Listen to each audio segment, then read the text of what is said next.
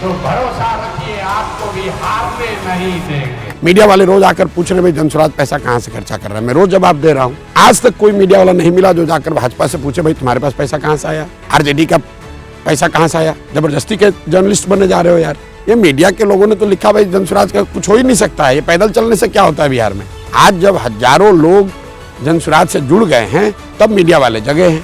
कल के चुनाव परिणाम जनसुराज के पक्ष में आएंगे तब ये भगे भगे आएंगे हेडलाइन बनाने। Nitish Kumar is at the end of his career. Today, Nitish Kumar is a political liability for his own party, for his alliance partners and for Bihar as a whole. कि जो मोदी को लेकर अंधभक्ति दिखी थी कि मोदी के नाम पर कोई भी खड़ा होगा वो जीतेगा, वो नहीं है। लोग निचले स्तर पर उम्मीदवारों को, पार्टियों को, उनके कार्यक्रमों को, उनके परफॉर्मेंस को भी देख रहे हैं। They dislike Nitish Kumar, but at the end of it, because there is no other alternative, when they compare it with Lalu Yadav, at least there is no kidnapping, there is no ransom, there is no rangdari, there is no fear. CA NRC को का कानून सरकार लेकर आई, बड़ा विरोध हुआ, 2 साल विरोध हुआ। सरकार ने समाज के सभी वर्गों को ध्यान में नहीं रख के फिर से उसी कानून को लागू कर दिया तो क्या हुआ जमीन पर। CA NRC का कोई फायदा नफा नुकसान आपको देख रहा है, वो डस्टबिन में पड़ा हुआ है। Hello and welcome to One India. Joining me right now is the face of Jansuraj and someone who very often is credited for paving the way of the creation of an entire industry around political strategy and campaign management in India, Mr. Prashant Kishore. So first things first, do you agree with what I said as a part of the intro? Do you believe that you paved the way for the creation of an industry in India in any way? I don't see things that way. I have done what came my way. In the process, if it emerged as, I wouldn't call it as an industry, but as a domain where thousands of young people who are not part of any political party are able to participate in democracy and elections, helping, advising, working together with political leaders. That's how it is. And if it is growing, it is good.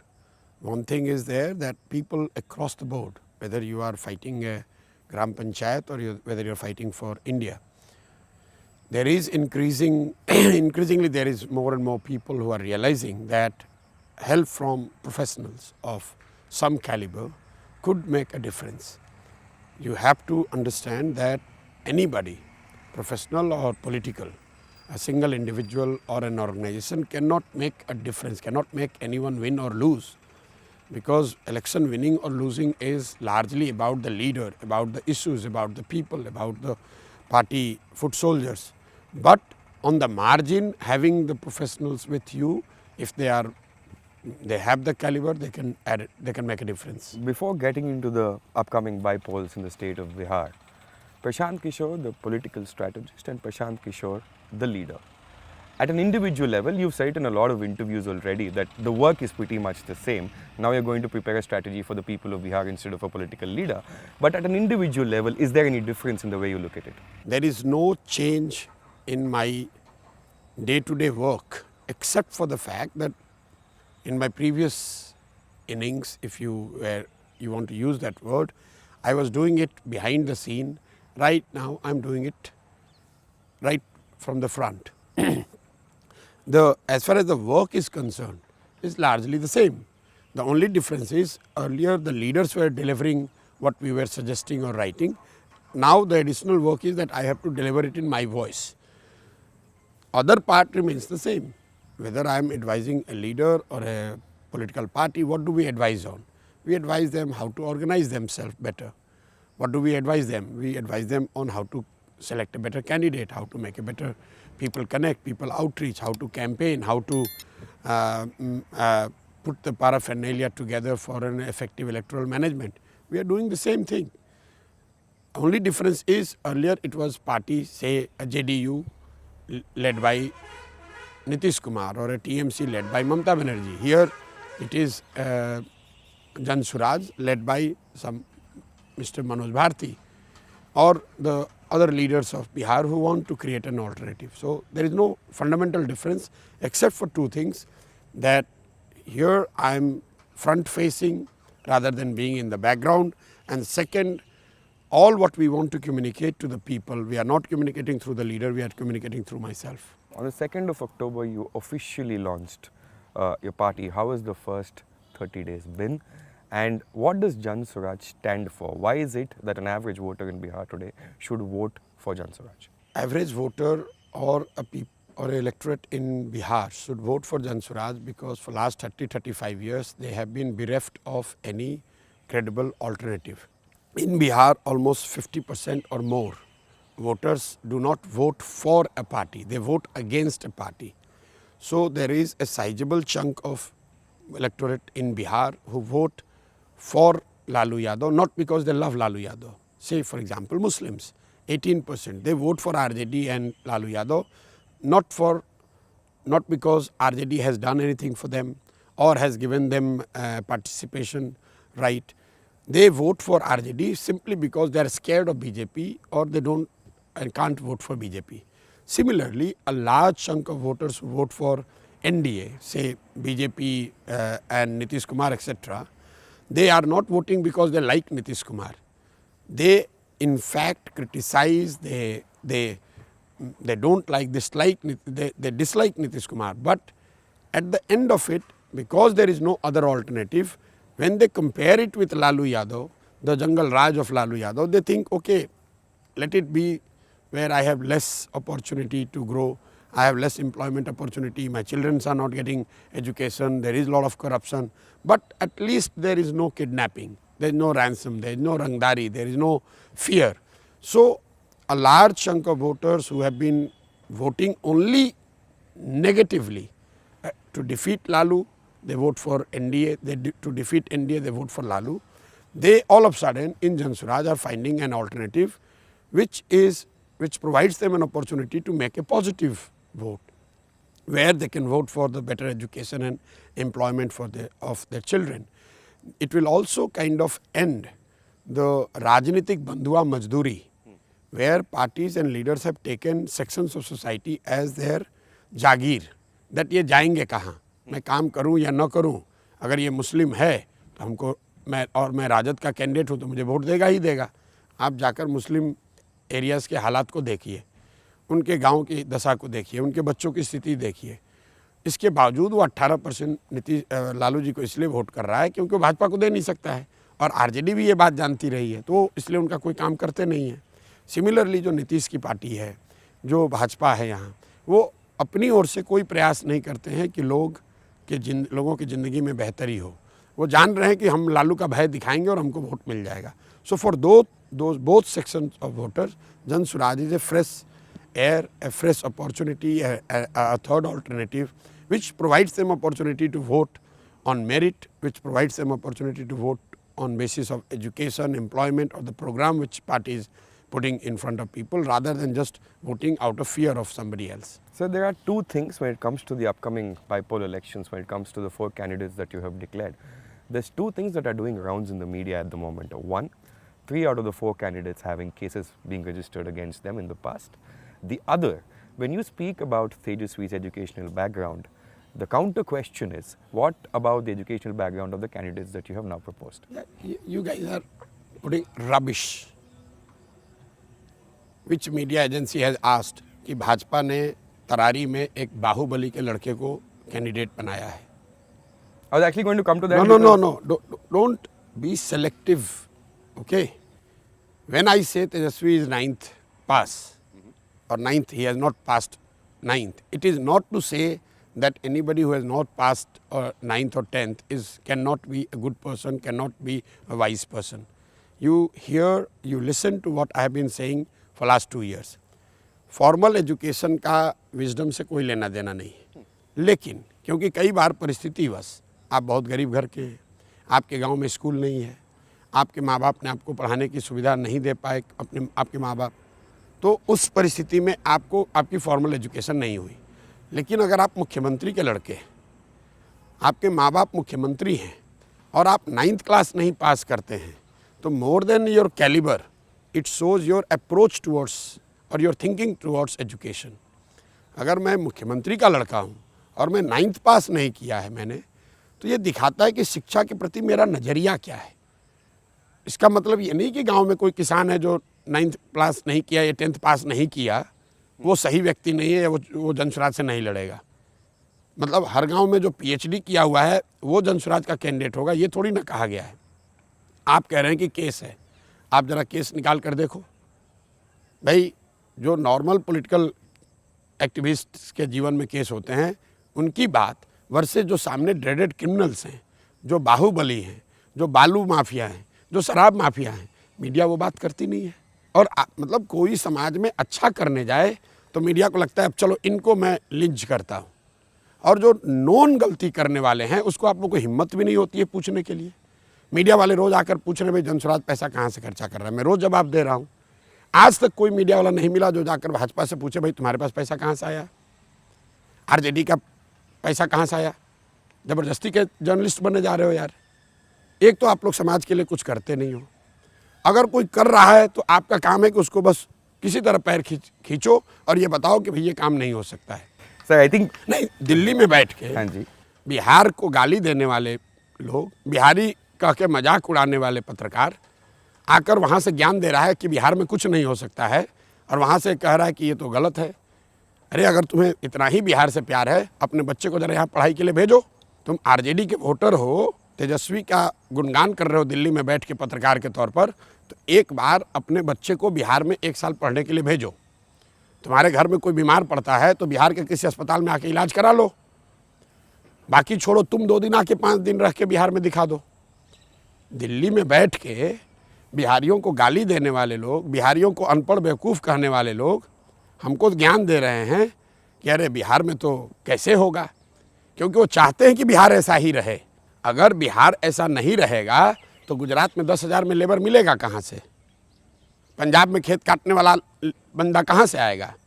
तो जो पंजाब के लोग, जो गुजरात के लोग, जो दिल्ली में बैठे हुए पत्रकार बिहारियों का रोज़ मजाक उड़ाते हैं, जो बिहार का 38 डिस्ट्रिक्ट का नाम नहीं बता सकता है, वो हमको ज्ञान दे रहा है या हम लोग को बता रहा है कि बिहार में क्या होना चाहिए। As a follow up question to that sir, आपने मीडिया के बारे में बात कर ही लिया है, तो आप जब बोलते हो कि मेरा फी इतना है एडवाइस देने का, that creates a lot of headlines. At the same time when you speak of education, it does not create the same number of headlines. अरे आप देखो, मैं गाँव में जाकर समझा रहा हूँ, गाँव की महिला है उसको आप कहते हो चुनावी रणनीतिकार है। वो महिला को क्या समझ में आ रहा है चुनावी रणनीतिकार का मतलब क्या होता है? तो उसको ये बताया जाता है कि भाई जैसे तुम्हारे घर में कोई बच्चा बीमार पड़ जाता है, तुम डॉक्टर के पास जाते हो, उसको 500 रुपये फीस देते हो, अपना दवा कराते हो। ये तो एक बताने का तरीका है। अब हेडलाइन मीडिया क्या बनाती हो, मीडिया से, media, I am not guided by media, media is guided by Jan Suraaj. ठीक है ना, हम 2-2.5 साल से चल रहे हैं, वो मीडिया की कोई उसमें इंटरेस्ट नहीं है, दिलचस्पी। ये मीडिया के लोगों ने तो लिखा भाई जनसुराज का कुछ हो ही नहीं सकता है, ये पैदल चलने से क्या होता है बिहार में। आज जब हजारों लोग जनसुराज से जुड़ गए हैं तब मीडिया वाले जगह हैं। कल होकर चुनाव परिणाम जनसुराज के पक्ष में आएंगे तब ये भगे भगे आएंगे हेडलाइन बनाने। जिस दिन मैं 2 साल पहले पैदल चलना शुरू किया, 10 लोगों के साथ बिहार के गाँव में घूम रहा था, तब तो मीडिया वाले मजाक उड़ा रहे थे। इनको भाई ये तो पोस्ट फैक्टो एनालिसिस करने वाले लोग हैं। मीडिया में 100 में 95 आदमी वो है जो घटना घट गई तो ये बताता है कि ये घटना क्यों घटी। वो ये नहीं बता सकता है कि आगे घटना क्या घटने वाली है। वो क्षमता बहुत कम लोगों को है, इसलिए नहीं है कि मीडिया को नीचे उतर के ग्राउंड पे तो कुछ देखना नहीं है।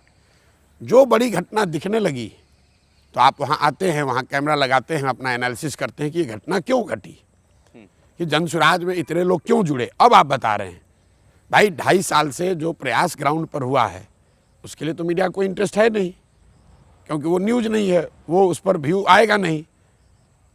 तो जब आप रिपोर्ट ही 2020 मोड में करते हो हेडलाइन के लिए कि, तो आपको कहाँ से समझ आएगी कि ज़मीन पर क्या हो रहा है। That was the reason I was asking. भाई मेरे दिल्ली में 70 में 67 आम आदमी पार्टी जब जीती और मीडिया, देश के सबसे बड़े मीडिया के धुरंधर उसी दिल्ली में बैठे हुए हैं।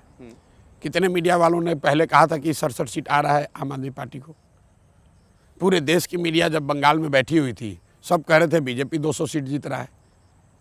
मेरे भाई आप 4 दिन बिहार आए और 4 दिन में आपने 10, 20, 50, 100 लोगों से बात किया, उसी के आधार पर एनालिसिस लिख दी। आपको कैसे पता चलेगा कि नीचे गांव में क्या हो रहा है। बिहार में 40,000 गांव है। लोगों के लिए हेडलाइन एजुकेशन है। लोग 100 करोड़ की बात नहीं कर रहे हैं। गांव में किसी गांव में जाओ, जैसे ही जन स्वराज का नाम लोगे तो लोग कहेंगे अच्छा ये वो वाले लोग हैं जो शिक्षा और रोजगार की बात कर रहे हैं। गांव में चर्चा ये है कि पहली बार कोई पार्टी आकर हमारे बच्चों के पढ़ाई की बात कर रही है, वो वोट दे या ना दे। पहली बार कोई आदमी बिहार में पलायन की बात कर रहा है। पहली बार कोई ये कह रहा है कि भाई नेताओं के बच्चों को नहीं, अपने बच्चों के लिए वोट दो। गांव में आप किसी महिला से पूछ लीजिए, किसी आदमी से पूछिए जन स्वराज का, वो चाहे वोटर ना हो, वो जन स्वराज के बारे में ये बताएगा। मीडिया को नहीं देखना है, मीडिया को ये देखना है कि प्रशांत किशोर ने क्या कहा कि उनका फीस क्या है। हम 10 साल से जो काम कर रहे हैं तो यही मीडिया लिखती रही कि सैकड़ों करोड़ रुपया लेते हैं। आपको हमसे सुनने की क्या जरूरत है? Coming to your policy priorities. What is your priority in terms of policy for Bihar in terms of education, health and jobs? बिल्कुल प्रायोरिटी क्लियर है। बिहार को गरीबी से निकालने का एकमात्र रास्ता यहाँ के लोगों के लिए पढ़ाई, रोजगार और ज़मीन सुधार, भूमि सुधार, क्योंकि यही 3 रास्ते हैं जिससे लोग गरीबी से निकल सकते हैं। आप पढ़ लिख कर रोजगार पा लेंगे, नौकरी पा लेंगे तो आप गरीबी से निकल सकते हैं। अगर आपके पास अच्छी ज़मीन हो, खेती करके भी आप गरीबी से निकल सकते हैं, या फिर अगर आपके पास पैसा पूंजी हो तो आप कोई रोजी रोजगार करके गरीबी से निकल सकते हैं। तो हमारी जन स्वराज की पॉलिसी प्रायोरिटी बिल्कुल क्लियर है। बिहार में सबसे ज़्यादा अगर किसी बात की ज़रूरत है तो वो शिक्षा, रोजगार की ज़रूरत है। यहाँ के लैंड प्रोडक्टिविटी को बढ़ाने की ज़रूरत है और हम लोग की पॉलिसी प्रायोरिटी वही है कि यहाँ 15 साल से कम उम्र के बच्चों के लिए सबसे बेहतर शिक्षा की व्यवस्था की जाए। 15 साल से 50 साल के उम्र के लोगों के लिए पूंजी की व्यवस्था की जाए ताकि वो स्वरोजगार कर सके, और 50 साल से जो ऊपर के लोग हैं उन लोगों के लिए कम से कम 2000 रुपये महीने की व्यवस्था की जाए ताकि वो एक डिग्निफाइड लाइफ जी सकें। तो ये जो बीच का वर्ग है 15 से 55, उसमें खेती शामिल है, व्यापार शामिल है, नौकरी शामिल है, और वो कर तब पाएंगे जब उनके पास पूंजी की उपलब्धता हो। तो हम लोग बच्चों को पढ़ाना चाहते हैं, जो लोग काम कर सकते हैं उनको पूंजी उपलब्ध कराना चाहते हैं, और जो लोग बूढ़े हो गए हैं, जो अब पढ़ नहीं सकते हैं, रोज़गार नहीं कर सकते हैं, उनको एक डिग्निफाइड लाइफ देने का प्रॉमिस कर रहे हैं। ये जन स्वराज के जो 5 वादे हैं, जो हम लोग कह रहे हैं कि जन स्वराज आएगा तो कम से कम ये 5 चीज़ हो जाएगा। ये 5 चीज़ हम लोग की प्रायोरिटी है। वो सारे पॉलिसी फॉर्मुलेशन का एक तरीके से आप समझ लीजिए कि फाइनल आउटकम है। Coming to the upcoming bypolls, what is the realistic expectations that you've got about your party's performance? First of all, it's not my party. It's party made by millions of people of Bihar. What is realistic expectation? Expectation is that people of Bihar will end the political slavery to parties like RJD, JDU and BJP and will vote for a fresh alternative. At this point in time, what is your opinion of the top leaders of Bihar? One is Nitish, the other is obviously Tejasvi Yadav. And what is your take at the moment on Mr. Chirag Paswan? Your opinion on these 3 leaders of Bihar? See, Nitish Kumar is at the end of his career. I don't have to give any opinion. What opinion you would have about somebody who is at the end of his career? That his career is getting over in matter of few months. His long political career is about to end. Today, Nitish Kumar is a political liability for his own party, for his alliance partners and for Bihar as a whole. As far as Tejasvi Yadav is concerned, Tejasvi Yadav for me is son of Lalu Yadav, who has been one of the big leaders of Bihar in last 2-3 decades. Politics in Bihar has revolved around Laluji. So Tejasvi Yadav for me is his son, and hence because he is son of Lalu Yadav, he is leader of RJD, but he is not the leader of Bihar. Got it. Chirag Paswan is with NDA, he is minister in the government, and primarily he has been active in some pockets of Bihar, talking the same issues, literally the same issues what we have been talking. He has been critical of Nitish Kumar. He has been talking about Bihar and need for Bihar to be more aspirational as far as the political diaspora is dispensation is concerned. He has been talking about need for us to think big. So I do not see any contradiction, major contradictions, barring the fact that he is with BJP and we are following Gandhi. So both cannot go together. But as far as the issues concerning Bihar or development of Bihar is concerned, there is a lot of similarity between what we are saying and what he has been saying in last few years. Maybe not with the same intensity or not at the scale at which we are talking, but he has been making the right noise. Now he is in government of India. He is part of the government in the central government.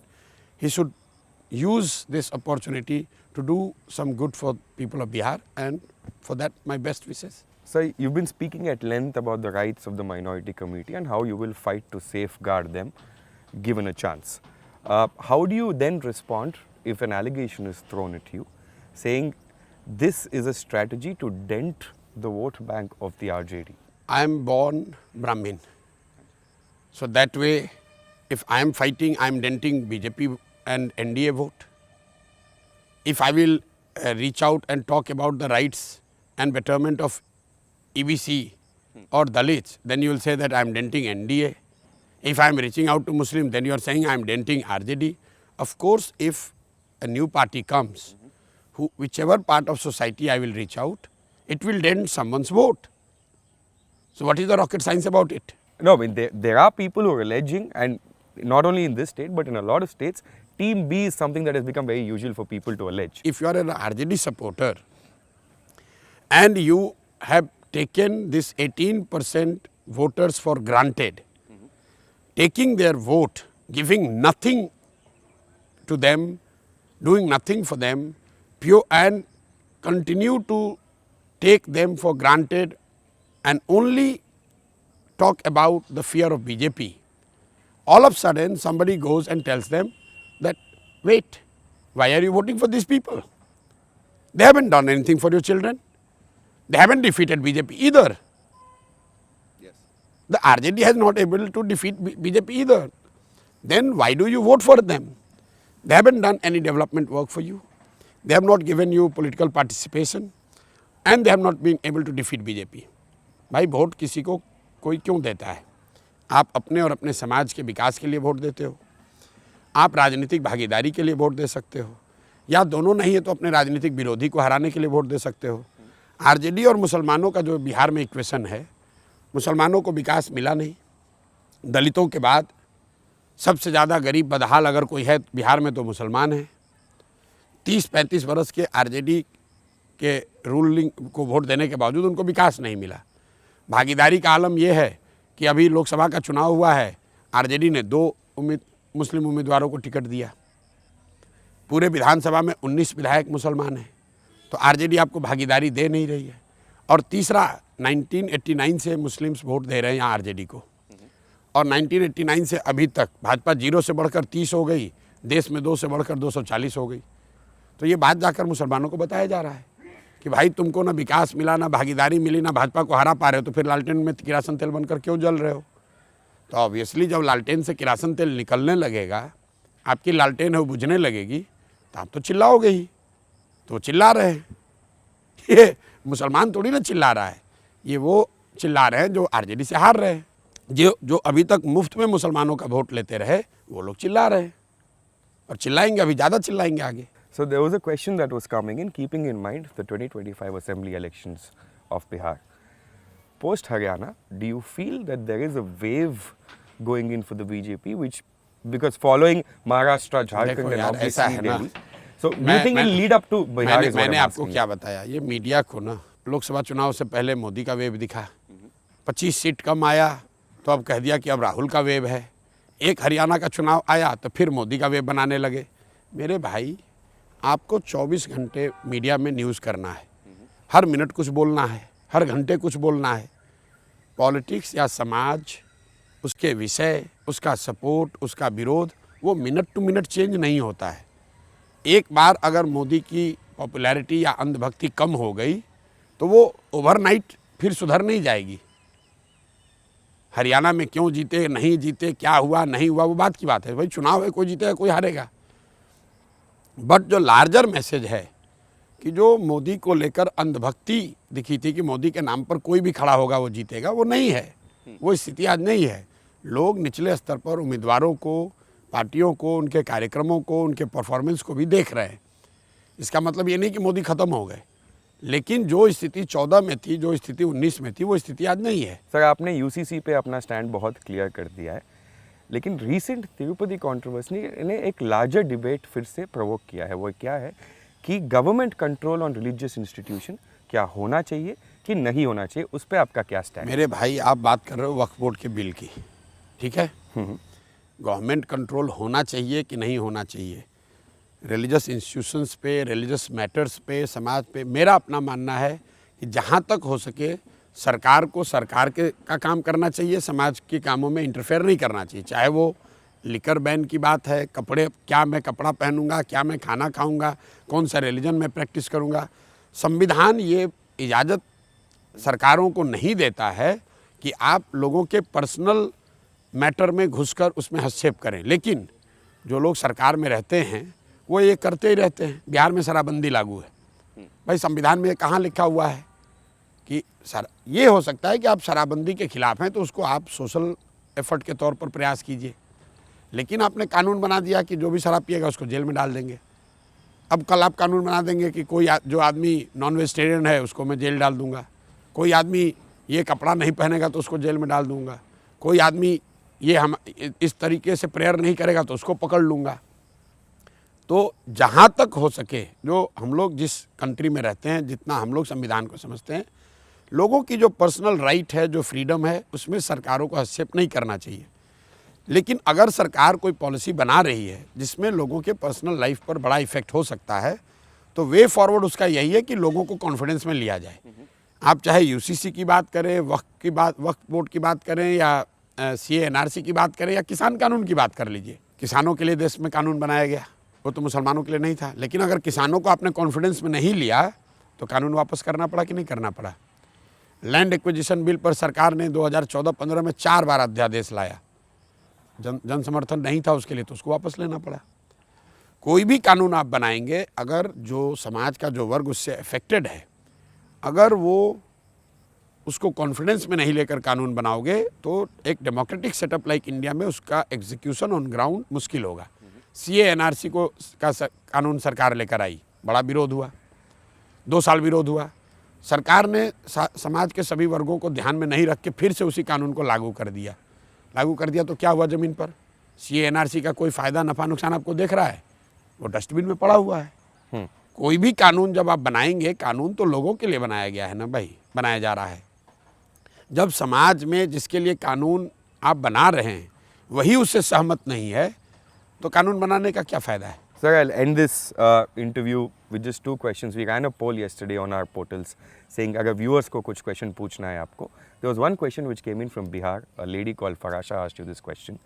The question was, if we believe Jan Swaraj today, just for being in power, will the party ever consider getting into an alliance with the BJP? That was a question that came in from a viewer. The question of alliance either with BJP or any other party, Congress included, or RJD, or any party, does not exist, neither pre-poll nor post-poll.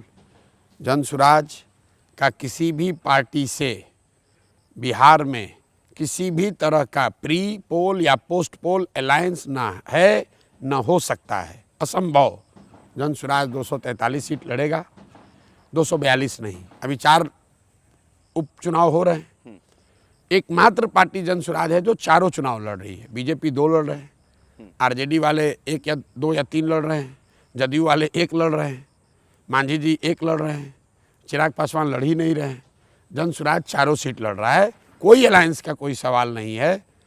सरकार बने न बने, जीते हारें, alliance किसी भी तरह का किसी भी पार्टी से संभव नहीं है। The last question from a person called Vishnu, who's a viewer, who's asking you from Tamil Nadu.